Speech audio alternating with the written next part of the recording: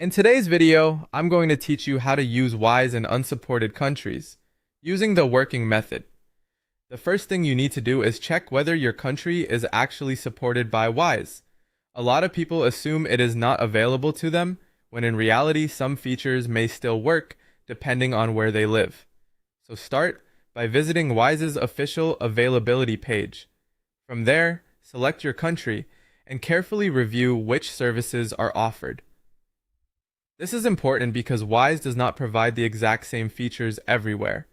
In some countries, you may be able to send money but not receive it, or access transfers without getting local account details or a card. If you are currently living in a supported country, the correct approach is to create your Wise account using your real country of residence. When signing up, make sure all the information you enter is accurate and matches your legal documents. That includes your legal name, your date of birth, your residential address, and your phone number. Accuracy matters here because Wise may later compare this information during verification, and any mismatch can delay your account approval or restrict access. After that, you'll need to complete verification if Wise requests it.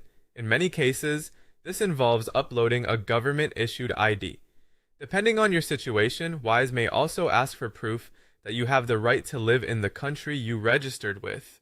This step is part of their compliance process, so it's best to prepare clear, valid documents and submit them exactly as requested.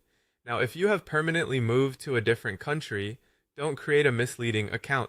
Instead, log into Wise and update your information properly.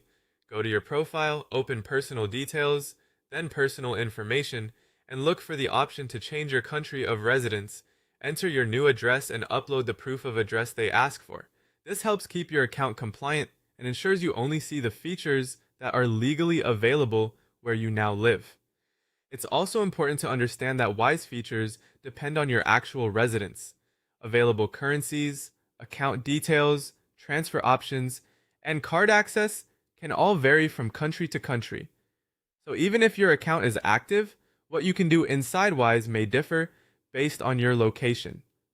Finally, if your country is genuinely unsupported, do not try to get around the system with a fake address, someone else's identity, or any kind of location masking method.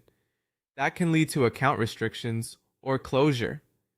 The safer and legitimate option is to keep checking Wise's availability page from time to time or use another legal payment or remittance service that is available in your country.